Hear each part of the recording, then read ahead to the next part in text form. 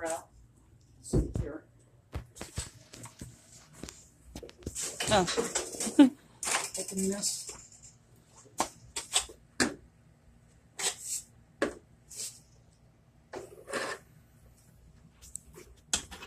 These on.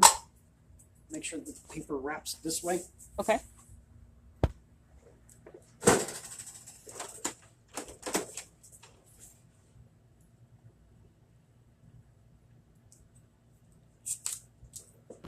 Peeling them off is not always the most efficient way to do it.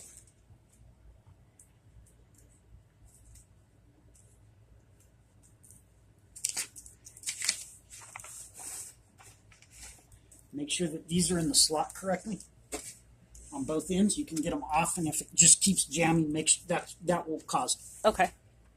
Get it down underneath here.